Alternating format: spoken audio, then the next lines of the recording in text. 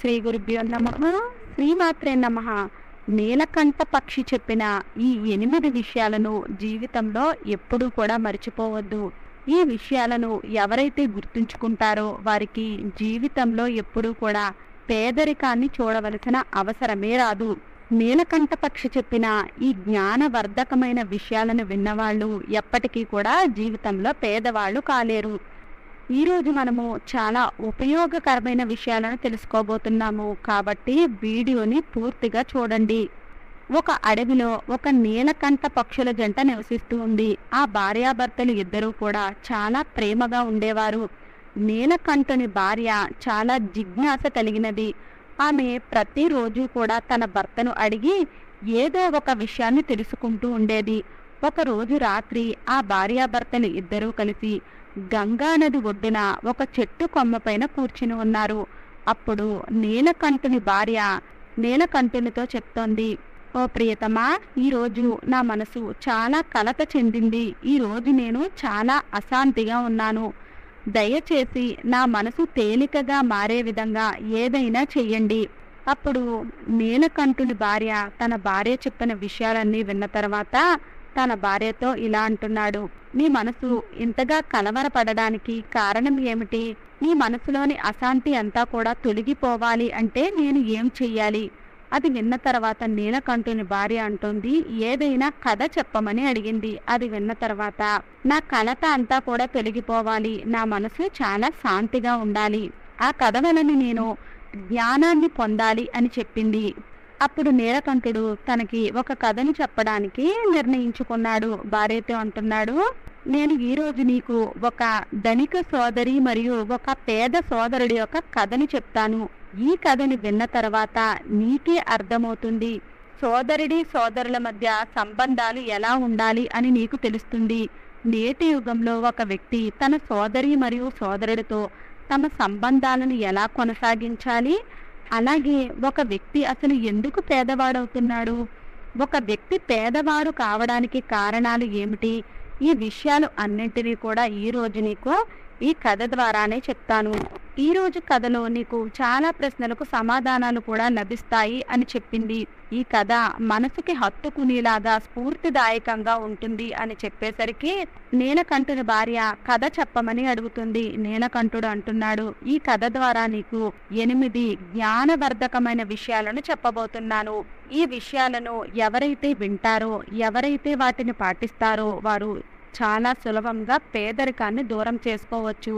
అందువలన ఈరోజు కథని చాలా శ్రద్ధగా వినమని చెప్పింది. అప్పుడు నీలకంఠుని భార్య, నేను మీరు చెప్పే కథను చాలా శ్రద్ధగా ఉంటాను, మీరు చెప్పే విషయాలను జీవితంలో ఆచరించడానికి కూడా ప్రయత్నం చేస్తాను, అందువలన మీరు వెంటనే కథని చెప్పడం ప్రారంభించమని అడుగుతుంది. అప్పుడు నీలకంఠుడు ఇలా అంటాడు, నేను కథని చెప్పడం ప్రారంభిస్తున్నాను, చాలా శ్రద్ధగా వినమని చెప్తాడు. చాలా కాలం క్రితము ఒక నగరంలో చాలా ధనవంతుడైన రైతు ఉండేవాడు. ఆ రైతు ఇంట్లో 2 కవల పిల్లలు జన్మించారు. ఒక కొడుకు మరియు రెండో సంతానము కుమార్తె.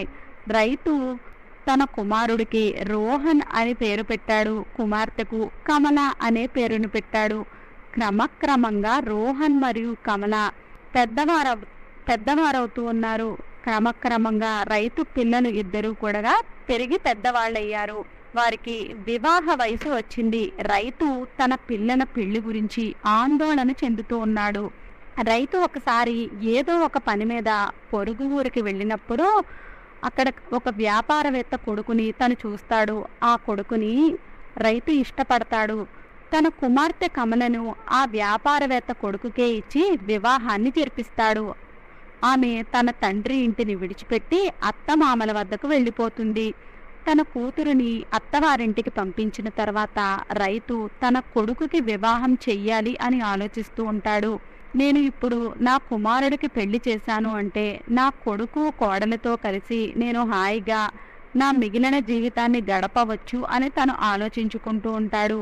కానీ ఈశ్వరుడు ఆడే ఆట చాలా విచిత్రంగా ఉంటుంది. పరమాత్ముడు ఎప్పుడు ఎవరిని ధనవంతుణ్ణి చేస్తాడో, ఎప్పుడు ఎవరిని పేదవాణ్ణి చేస్తాడో ఎవ్వరికీ కూడా తెలియదు. ఆ ధనిక రైతుకు కూడా అలానే జరిగింది. ఒకరోజు ఆ రైతు ఎంతో భయంకరమైన వ్యాధికి గురి అవుతాడు. ఆ రైతు కొడుకు తన తండ్రిని చూసి అటువంటి పరిస్థితుల్లో తను చాలా విచారంగా ఉంటాడు. ఆ తర్వాత తన తండ్రికి పెద్ద పెద్ద వైద్యశాలలకు తీసుకుని వెళ్ళి వైద్యాన్ని చేయిస్తాడు. తన తండ్రికి అత్యంత ఖరీదైన మందులను ఉపయోగిస్తాడు. తన తండ్రికి మందులను ఉపయోగించడం కోసమే తన సంపద అంతా కూడా ఖర్చయిపోతూ వస్తుంది. ఇలా తండ్రికి వైద్యాన్ని చేయించుకుంటూ అకస్మాత్తుగా ఒకరోజు రైతు కొడుకు పేదవాడైపోయాడు. కానీ ఇప్పటికీ కూడా తండ్రి ఆరోగ్య పరిస్థితుల్లో ఎటువంటి మెరుగుదల కూడా లేదు.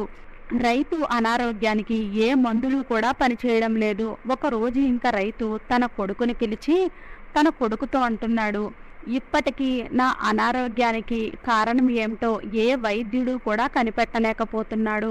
ఎన్ని రోజులు ఇంక నువ్వు నా గురించే ఆలోచిస్తూ ఉంటావు? నా భారాన్ని నువ్వు భగవంతుడి పైన వెయ్యి. నువ్వు నీ గురించి ఆలోచించుకోవడం ప్రారంభించు. నా కోసం చింతించడం మానేయమని చెప్పాడు. నీ భవిష్యత్తు గురించి నువ్వు ఆలోచించుకోవాలి. ఈరోజు కాకపోతే నేను ఈ లోకాన్ని విడిచిపెట్టి వెళ్ళిపోవాలి. కాబట్టి నువ్వు నా గురించి ఏ మాత్రము కూడా చింతించకు. నువ్వు వివాహాన్ని చేసుకో. నువ్వు ఒక కుటుంబాన్ని ఏర్పాటు చేసుకోమని చెప్పాడు. ఈ విషయాలను తన తండ్రి నోటి నుండి విని రోహన్ మౌనంగా ఉండిపోయాడు. పాపం ఆ పేదవాడు ఏం చేయగలడు? అతని దగ్గర ఉన్న డబ్బు అంతా కూడా వైద్యానికే ఖర్చయిపోయింది. ఆ తర్వాత రోహన్ తన తండ్రితో మీకు ఎలా నచ్చితే అలానే చెయ్యమని చెప్పాడు. ఆ తర్వాత రైతు తన కొడుకుకి ఒక పేదంటి అమ్మాయిని చూసి వివాహాన్ని జరిపిస్తాడు. పెళ్ళైన కొద్ది రోజుల తర్వాత రైతు చనిపోతాడు. ఇక తన తండ్రి మరణించిన తర్వాత రోహన్ తన తండ్రికి అంత్యక్రియలను పూర్తి చేస్తాడు. రోహన్ ఇల్లు, పొలము, తన దగ్గర ఉన్న డబ్బు అన్నీ కూడా తండ్రి యొక్క అనారోగ్యానికి వైద్యం కోసమే ఖర్చయిపోయినాయి. మిగిలిన ధనాన్ని తన తండ్రి యొక్క అంత్యక్రియల కోసం ఖర్చు చేస్తాడు. ఈ విధంగా రోహన్ చాలా పేదవాడైపోయాడు. ఇక తను ఆ ఊరిలో చేసేది ఏమీ లేక తన భార్యతో కలిసి ఊరి బయట ఒక గుడిసెను నిర్మించుకున్నాడు. తను ఇతరులతో కలిసి కూలి పని చేయడం ప్రారంభించాడు.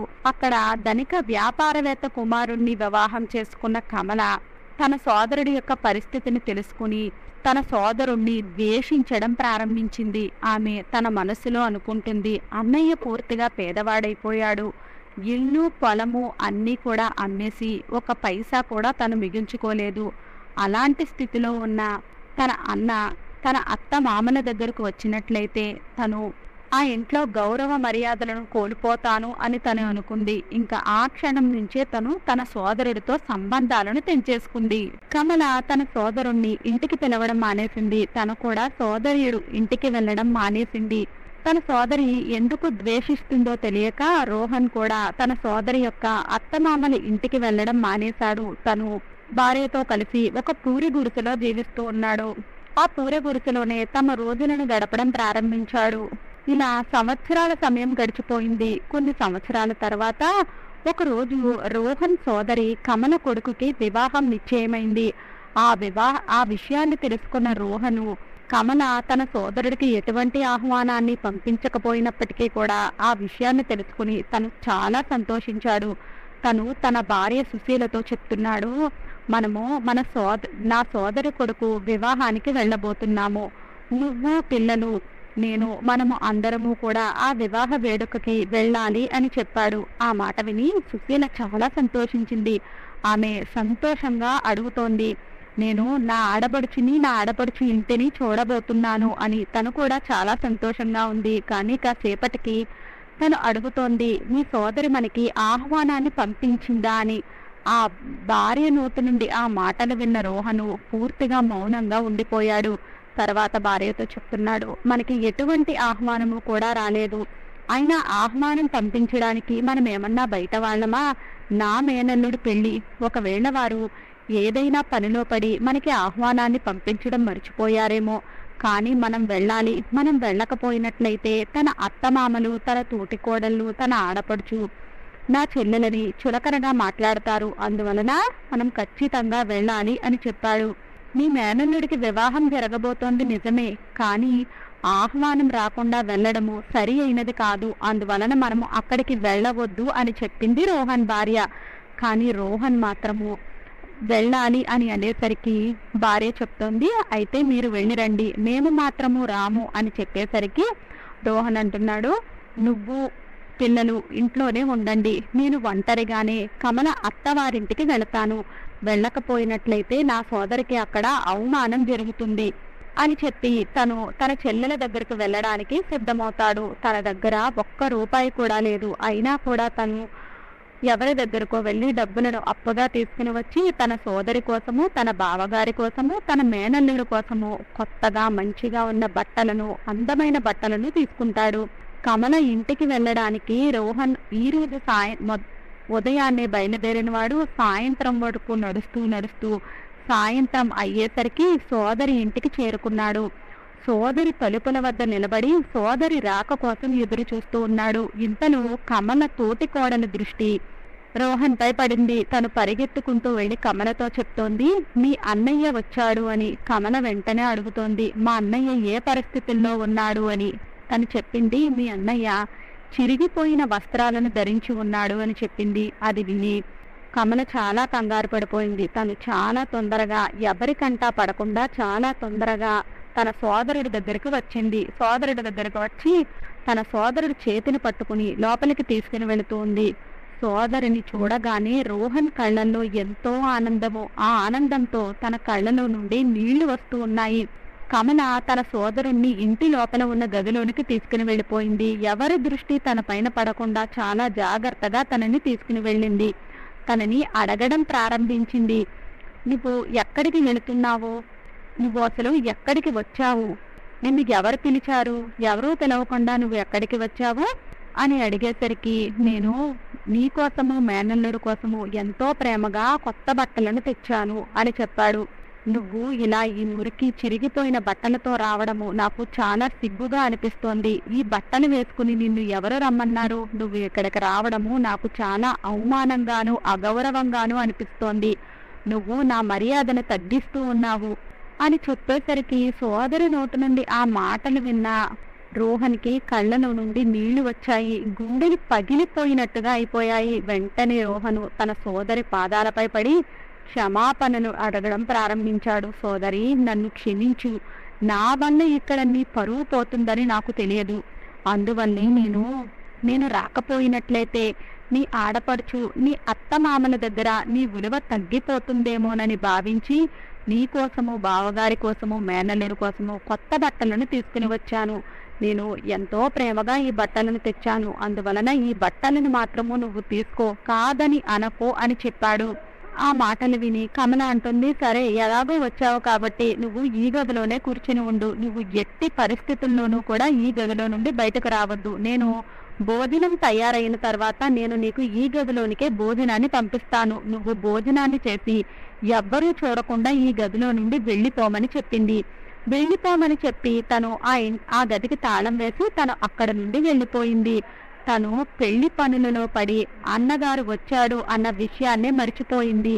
అక్కడ సోదరుడు ఆకలితో దాహంతో ఆ చీకటి గదిలో అలానే పడి ఉన్నాడు. ఆ రోజంతా గడిచిపోయింది, కానీ సోదరి మాత్రము రాలేదు. ఆ విధంగా తనకి తిండి లేకుండా నీళ్లు లేకుండా 3 రోజులు గడిచిపోయాయి.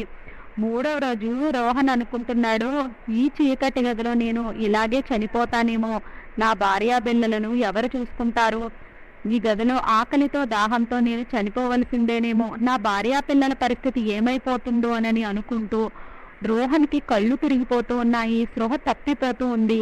కానీ రోహన్ మెల్లగా అలాగే తన ప్రాణాలను చేతిలో పట్టుకుని ఆ గదిలో కూర్చుని ఉన్నాడు. ఇంతలో రోహన్కి గజ్జల శబ్దం వినిపించేసరికి ఎంతో వెపక తెచ్చుకుని తలుపులు కొట్టడం ప్రారంభించారు.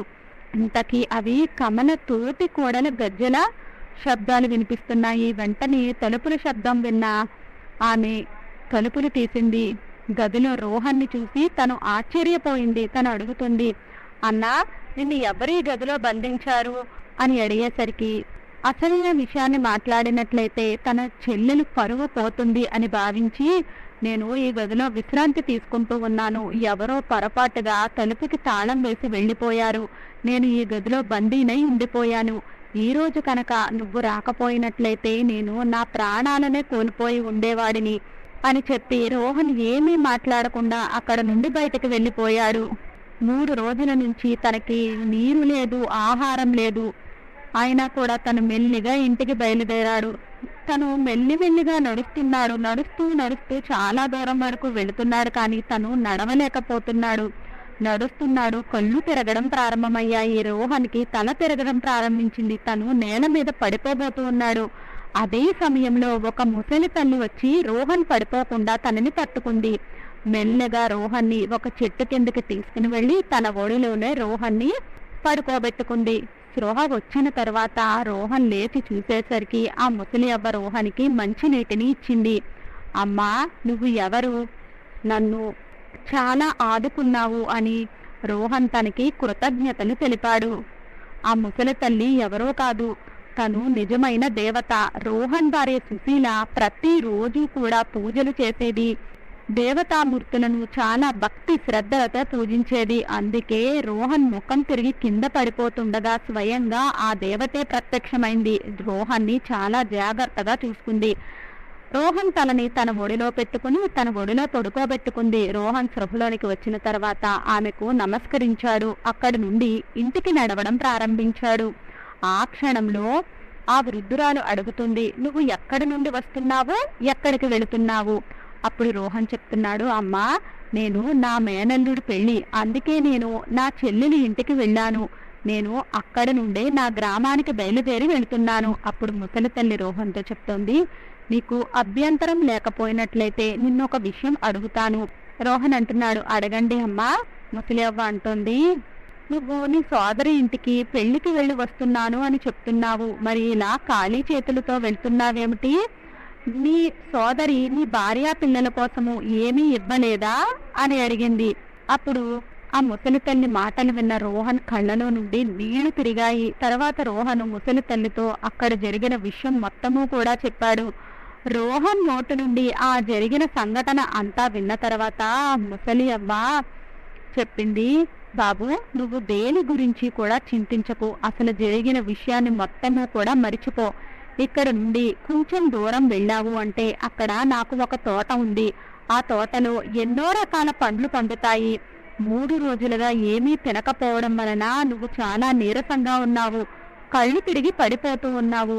అందువలన నువ్వు అక్కడికి వెళ్ళి నీ కడుపు నిండా ఆ పళ్ళను తిను. ఆ తర్వాత నీ భార్య పిల్లల కోసము కొన్ని పళ్ళను తీసుకుని వెళ్ళు. నీ భార్య పిల్లలు నిన్ను చూడగానే నీ సోదరి వాళ్ళ కోసం ఏమిచ్చింది అని అడుగుతారు కదా, కాబట్టి నీ సోదరి నీ కోసం ఈ పండ్లు పంపించింది అని చెప్పు. బాబు, ఇలా చేయడం ద్వారా మీ భార్య పిల్లల ముందు నువ్వు ఇబ్బంది పడకుండా ఉంటావు. ఇది నీ గౌరవాన్ని మరియు కీర్తిని కూడా కాపాడుతుంది. ఈ విధంగా ఆ వృద్ధురాలు ఆ మాటలు చెప్పి రోహన్ని తోట వైపుకు పంపించింది. ఆ తోటలో వివిధ రకాలైన పండ్లు ఉన్నాయి. రోహను ఆ చెట్లు పండ్లను కోసి వాటిని తినడం ప్రారంభించాడు. తన కడుపు నిండిపోయింది.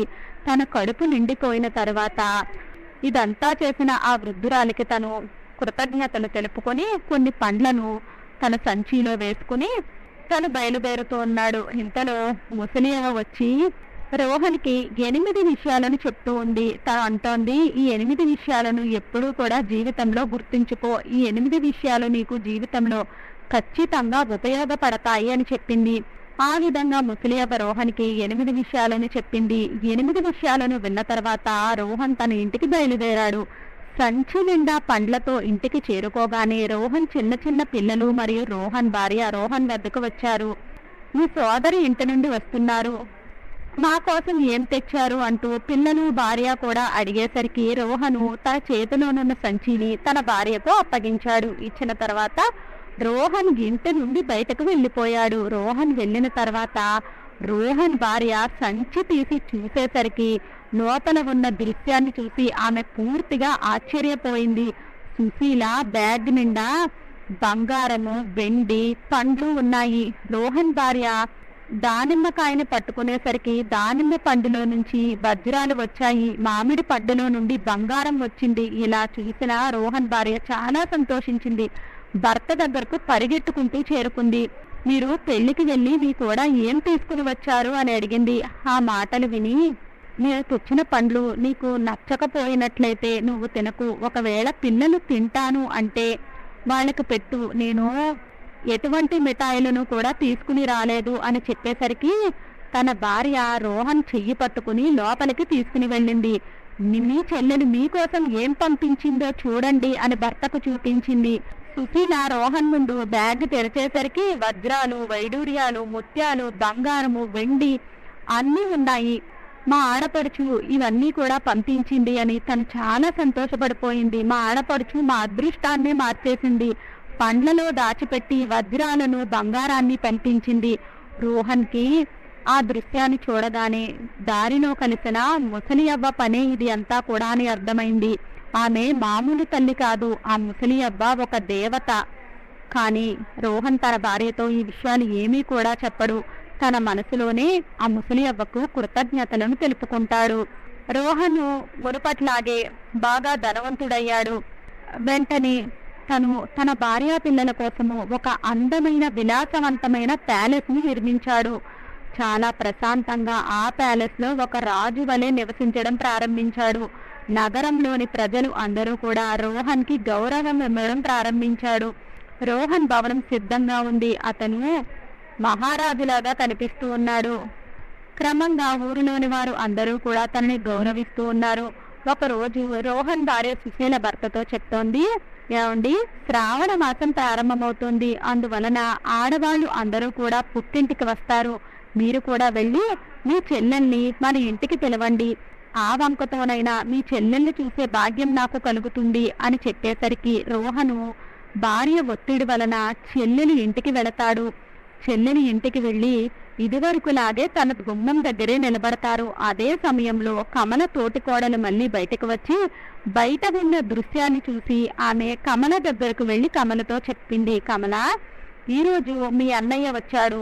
తోటికోడలు చెప్పిన మాటలు విని, ఆ బిచ్చగాడు ఎప్పటికీ నా అన్న కాలేడు అని చెప్పింది. నాకు అన్నయ్యే లేడు. నిజానికి ఈసారి కమల తన సోదరుడితో మాట్లాడాలి అని కూడా అనుకోలేదు. కానీ తన తోటికోడలు చెప్తోంది, ఈ రోజు నీ సోదరుడు బిచ్చగాడిలాగా కాకుండా రాజులాగా వచ్చాడు. అతన్ని చూస్తుంటేనే ఏదో దేశానికి రాజులాగా అనిపిస్తూ ఉన్నాడు. నీ సోదరుడు వెనకాల 4 సైనికులు ఉన్నారు. నీ గుమ్మం దగ్గర అందంగా అలంకరించబడిన పెద్ద రథం నిలబడి ఉంది. ఒక్కసారి వెళ్ళి చూడు. తన తోటి కోడలు మాట్లాడిన మాటలు విని తను ఎవ్వరూ చూడకుండా దూరం నుంచి తను అన్నీ కూడా చూస్తూ ఉంది. ఆమె నమ్మలేకపోయింది. నిజం తెలుసుకోవడానికి తను రహస్యంగా చూడడం ప్రారంభించింది. తన సోదరుడి యొక్క ఆ గొప్పదనాన్ని చూసి తను చాలా ఆశ్చర్యపోయింది. నిన్నటి వరకు నా సోదరుడు బిచ్చగాడిలాగా ఉన్నాడు, వేసుకోవడానికి బట్టలు కూడా లేవు, అకస్మాత్తుగా తను ఇంత ధనవంతుడు ఎలా అయ్యాడు? అప్పుడు రోహన్ సోదరి కమల హారతి కళ్ళాన్ని తీసుకుని బయటకు వచ్చింది. సోదరుడికి హారతిని ఇచ్చి చాలా గౌరవంగా ఇంటి లోపలికి ఆహ్వానించింది. సోదరుడితో చెప్తోంది, దయచేసి నన్ను క్షమించు, నా వల్ల నువ్వు చాలా బాధపడ్డావు, ఇబ్బందులను అనుభవించావు. తన సోదరు నుండి ఆ మాటలు విన్నా రోహన్ అంటున్నాడు, ఏమీ పర్వాలేదు, అవన్నీ కూడా వదిలేయి, నువ్వు మా ఇంటికి రావడానికి సిద్ధంగా ఉండు, నువ్వు నాతో మన ఇంటికి రావాలి, నా భార్య నిన్ను మన ఇంటికి తీసుకుని రమ్మని చెప్పింది. ఆ మాటలు విన్న తర్వాత కమల చాలా సంతోషంగా తన సోదరుడితో కలిసి తన పుట్టింటికి వెళ్ళడానికి సిద్ధమైంది. కమల తన అన్న రథంలో కూర్చొని సోదరుడి ఇంటికి చేరుకుంది. అక్కడ గొప్ప విలాసవంతమైన రాజభవనం ఉంది. రాజభవనం లోపల అనేక మంది సేవకులు నియమించబడి ఉన్నాయి. ధాన్యాలతో ఆ ఇల్లంతా కూడా నిండిపోయింది. తన సోదరుడు పరిస్థితి చూసి ఆమె పూర్తిగా ఆశ్చర్యపోయింది. మరొక వైపు రోహన్ భార్య తన ఆడపడుచు వచ్చిందని తనకి చాలా సేవలు చేస్తూ ఉంది. ఆమె 7 రోజులు ఆ ఇంట్లో ఉంటుంది. 7 రోజులు కూడా తన ఆడపడుచుని కంటికి రెప్పలాగా చూసుకుంది. ఇదంతా కూడా తన ఆడపడుచు వల్లే జరిగింది అని సుశీల భావిస్తూ ఉంది కదా, అందువలనే తను కమలను చాలా బాగా చూసుకుంటూ ఉంది. కానీ తనకి విషయం తెలియదు, అమ్మ ఆశీర్వాదం వల్లే ఇదంతా కూడా జరిగింది అని. సుశీల తన ఆడపడుచుని చాలా ప్రేమగా చూసుకుంటుంది, తనకి సేవలు చేస్తూ ఉంది, తన పట్ల చాలా శ్రద్ధ వహిస్తూ ఉంది. కొన్ని రోజుల తర్వాత రోహన్ సోదరి కమల తన అత్తమామల ఇంటికి వెళ్లే సమయం వచ్చింది. అప్పుడు రోహన్ భార్య సుశీల తన భర్తతో చెప్తోంది, రేపు మీ చెల్లెలు ఇంటికి వెళ్ళిపోతుంది, అందువలన తను ఇంటికి వెళ్ళేటప్పుడు మనం ఏదైనా బహుమతిని తనకి ఇవ్వాలి, మీరు వెళ్ళి ఏదైనా బహుమతిని తీసుకుని రమ్మని చెప్పింది. భార్య చెప్పిన మాట విన్న తర్వాత రోహన్ ఇంటి నుండి బయలుదేరాడు. రోహను ఒక చెప్పులు కుట్టే దుకాణానికి చేరుకున్నాడు. చేరుకున్న తర్వాత చెప్పులు కుట్టేవాడితో చెప్తున్నాడు, మా చెల్లెలకు నువ్వు మాట్లాడే చెప్పులను తయారు చేయాలి, నువ్వు మాట్లాడే చెప్పులను తయారు చేయగలవా అని అడిగాడు. చెప్పులు కుట్టేవాడు అంటున్నాడు, బాబు నేను మాట్లాడే చెప్పులనైతే తయారు చేస్తాను, కానీ దానికి చాలా ఖర్చు అవుతుంది. అప్పుడు రోహన్ అంటున్నాడు, నువ్వు అడిగినంత డబ్బు నేను ఇస్తాను, కానీ నా సోదరి ఆ చెప్పులను ధరించినప్పుడల్లా ఇప్పుడు నేను చెప్పే 8 విషయాలు ఆ చెప్పులు మాట్లాడుతూ ఉండాలి. ఆ తర్వాత రోహన్ చెప్పులు కుట్టేవాడికి 8 జ్ఞానవర్ధకమైన విషయాలను చెప్తూ ఉన్నాడు. ఆ వృద్ధురాలు రోహన్కి చెప్పిన విషయాలు అవే. ఆ 8 విషయాలు ఏమిటి అంటే, మొదటిది, మనుషులు ఎప్పుడూ కూడా తమ జ్ఞానాన్ని కోల్పోకూడదు. రెండో విషయము, అజ్ఞానము అనేది ఎప్పుడూ కూడా నిర్ధనతకు మూల కారణమవుతుంది. మూడో విషయం ఏమిటి అంటే, సమయాన్ని నమ్ముకుని కూర్చున్నట్లయితే ఎప్పుడూ పేదవారిగానే మిగిలిపోతారు. ఏ పని చెయ్యకపోతే వారి అదృష్ట ద్వారాలు అనేవి ఎప్పటికీ కూడా తెరుచుకోవు. నాలుగో విషయము, పేదరికాన్ని మించిన శాపం ఇంకొకటి లేదు. జ్ఞానాన్ని పొందడం ద్వారా పేదరికాన్ని కూడా వదిలించుకోవచ్చు. ఐదో విషయం ఏమిటి అంటే, సమయాన్ని ఎప్పుడూ కూడా నిందించకండి. మీ సాధనను మీరు చేస్తూ ఉన్నట్లయితే పేదరికము అనేది దూరమైపోతుంది. ఆరో విషయము, మనుషులు చేసిన మంచి చెడ్డ కర్మలను మనిషి తప్పకుండా అనుభవిస్తాడు. మనిషి ఎప్పుడూ కూడా విధాత రాతపైనే ఆధారపడి ఉండిపోయినట్లయితే అతడు ఎప్పుడూ కూడా పేదవాడిగానే ఉండిపోతాడు. ఏడో విషయము, అజ్ఞానులపై ఎప్పుడూ కూడా పేదరికము యుద్ధం చేస్తూనే ఉంటుంది. యుద్ధంలో జ్ఞానం మాత్రమే ఆయుధమవుతుంది.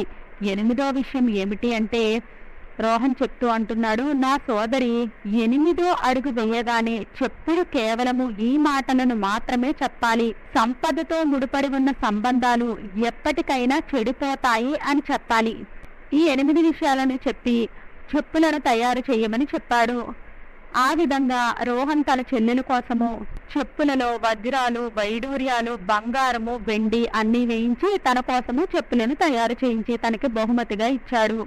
బంగారము, వెండితో తయారు చేసిన ఆ చెప్పులను చూసి కమల ముఖము వికసించిపోయింది. తను తన సోదరుడికి వీడ్కోలు చెప్పి తన ఇంటికి బయలుదేరింది. కమల తన అత్తమామల ఇంటికి చేరుకోగానే కమల అత్తమామలు అడుగుతున్నారు, నీ సోదరుడు నీకు ఏం బహుమతిని ఇచ్చాడు అని అడగడం ప్రారంభించాడు. అప్పుడు కమల తన సోదరుడు ఇచ్చిన ఆ బహుమతిని ఇంట్లో అందరికీ కూడా చూపిస్తుంది. నా సోదరుడు నాకు ఈ చెప్పులను బహుమతిగా ఇచ్చాడు. ఇందులో బంగారము, వెండి, వజ్రాలు, ముత్యాలు అన్నీ కూడా పొదగబడి ఉన్నాయి. వీటిని నాకు ఇచ్చాడు అని చెప్పేసరికి వాటిని ధరించి నడిచి చూపిస్తుంది కమల. వాటిని ధరించి కమల నడుస్తూ ఉంటే ఆ చెప్పులు చెప్తూ ఉన్నాయి. కమల ఆ మాటలను వింటూ సిగ్గుతో తన తలను దించుకున్నది. తను ఏడవడం ప్రారంభించింది. కమలని తన అత్తగారు అడుగుతున్నారు, ఎందుకు ఏడుస్తున్నావు అని, హఠాత్తుగా ఏం జరిగింది అని. ఆ చెప్పులు మాట్లాడిన మాటలు వినగానే కమల ఏడవడం ప్రారంభించింది. కమల అత్తగారు అడుగుతోంది, నువ్వు ఎందుకు ఇలా ఏడుస్తున్నావు అని. అప్పుడు కమల సిగ్గుతో తల దించుకుంది. తను అంటుంది, నేను మా అన్న కోసము ఒక గ్లాసు మంచి నీళ్లను కూడా ఇవ్వలేదు, అయినా కూడా మా అన్న నా కోసం ఇంత ఖరీదైన చెప్పులను తయారు చేయించి ఇచ్చాడు. అప్పుడు అత్తగారు చెప్తుంది, నువ్వు ఏమీ కూడా బాధపడకు, నువ్వు చేసినది చాలా పెద్ద తప్పు, కానీ జరిగిన విషయాలను అన్నీ కూడా నువ్వు మర్చిపో. భవిష్యత్తులో ఎప్పుడూ కూడా ఎవరితోనూ కూడా ఈ విధంగా ప్రవర్తించవద్దు. ఎందుకంటే లక్ష్మీదేవి ప్రగల్భాలు పలికే వ్యక్తుల దగ్గర నుండి వెళ్ళిపోతుంది. వారింట్లో ఎటువంటి సంపద కూడా నిలబడదు. అందువలన ఈ విషయాలను నువ్వు ఎప్పుడూ కూడా గుర్తుపెట్టుకోమని చెప్పి కమల అత్తగారు కమలకి ఒక 8 విషయాలను చెప్తోంది. కమల రాత్రి వంటగదిలో నిద్రించే ముందు తిన్న ఎంగిలి పాత్రలను అలా ఎప్పుడూ కూడా వదిలేయకూడదు. రెండో విషయం ఏమిటి అంటే, ఆహార పదార్థాలను ఎప్పుడూ కూడా వృధా చేయకూడదు. అలా వృధా చేస్తూ ఉంటే అతి తొందరలోనే వాళ్ళు పేదవారైపోతారు. ఎప్పుడూ కూడా స్త్రీలను అవమానించిన, అగౌరవపరిచిన అటువంటి ఇంట్లో లక్ష్మీదేవి ఎక్కువ కాలం పాటు నిలబడదు.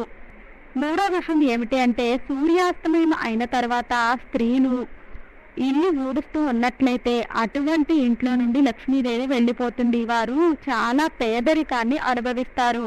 నాలుగో విషయం ఏమిటి అంటే ఎవరైతే డబ్బులను గౌరవించకుండా పనికి మాలిన పనులకు డబ్బులను వృధా చేస్తూ ఉంటారో వాళ్ళ ఇళ్ళ నుండి లక్ష్మీదేవి కోపం తెచ్చుకొని వెళ్ళిపోతుంది. ఐదో విషయం ఏమిటి అంటే డబ్బు సంపాదించడం కోసము ఎప్పుడూ కూడా ఎవరిని కూడా బాధ పెట్టకూడదు. ఎదుట వాళ్ళని బాధ పెట్టి ఎప్పుడూ కూడా ధనాన్ని సంపాదించకూడదు. ఏ రోజు పనులను ఆ రోజు పూర్తి చేయకుండా రేపటి కోసం ఎవరైతే పనులను వాయిదా వేసుకుంటూ వెళ్ళిపోతూ ఉంటారో అటువంటి ఇళ్లపైన లక్ష్మీదేవి కోపాన్ని చూపించి అటువంటి ఇంట్లో నుండి లక్ష్మీదేవి వెళ్ళిపోతుంది. తర్వాత విషయం ఏమిటంటే ఏ కుటుంబంలో అయితే పెద్దలను పిల్లలు గౌరవించకుండా ఉంటారో, పెద్దలను ఎప్పుడూ కూడా అగౌరవపరుస్తూ ఉంటారో, పెద్దలు చెప్పే మాటలను వినరో అటువంటి ఇళ్లలో నుండి కూడా లక్ష్మీదేవి వెళ్ళిపోతుంది. పెద్దలను ఎప్పుడూ కూడా పరుషమైన మాటలను మాట్లాడకండి. ఇలా చేసినట్లయితే మీ ఇంట్లో నుండి లక్ష్మీదేవి వెళ్ళిపోతుంది. మీరు చాలా పేదరికాన్ని ఎదుర్కోవలసి వస్తుంది. చివరి విషయం ఏమిటి అంటే అతిథులను గౌరవించాలి. ఏ కుటుంబ సభ్యులైతే అతిథుల పట్ల గౌరవాన్ని చూపించరో వాళ్ళ గుమ్మంలో నుండే లక్ష్మీదేవి వెళ్ళిపోతుంది. ఎప్పుడూ కూడా బిచ్చగాళ్లను పెట్టకూడదు. వారిపైన అసహ్యాన్ని చూపించకూడదు. అటువంటి వారిపైన కూడా లక్ష్మీ అమ్మవారు కోపాన్ని చూపిస్తుంది. అందువలన కమల, నువ్వు ఎప్పుడూ కూడా ఈ విషయాలను అన్నింటినీ కూడా బాగా గుర్తుపెట్టుకో. ఈ విధంగా కమలకి జ్ఞానం కలుగుతుంది. భగవంతుడు ఎప్పుడు ఎవరిని పేదవాళ్ళని చేస్తాడో, ఎప్పుడు ఎవరిని ధనవంతుల్ని చేస్తారో ఎవ్వరికీ కూడా తెలియదు. డబ్బు పైన ఉన్న అహంకారంతో ఎప్పుడూ కూడా ఎవరిని కూడా అవమానించకూడదు, అగౌరవ పరచకూడదు అని కూడా కమల అర్థం చేసుకుంది. ఆ విధంగా నీలకంఠుడు వారికి ఈ కథను వినిపించాడు. ఈ కథను విన్న తర్వాత నీలకంఠుని భార్య చెప్తుంది, మనసు ఎంతో ప్రశాంతంగా ఉంది. మనుషులు ఏ విధంగా ఉండాలో ఈ కథ చాలా బాగా వివరించింది. స్వార్థము అనేది మనుషులలోనే కాదు ఏ జీవిలోనూ ఉండకూడదు అని కూడా ఈ కథ తెలియచేస్తూ ఉంది. వీడియో నచ్చినట్లయితే లైక్ చేయండి. వీడియో నచ్చినట్లయితే మన విరాట్ మంత్ర ఛానల్ లైక్ చేయండి, షేర్ చేయండి, సబ్స్క్రైబ్ చేసుకోండి. వీడియో నచ్చినట్లయితే కామెంట్ బాక్స్లో జై శ్రీరామ్ అని తప్పక కామెంట్ చేయండి.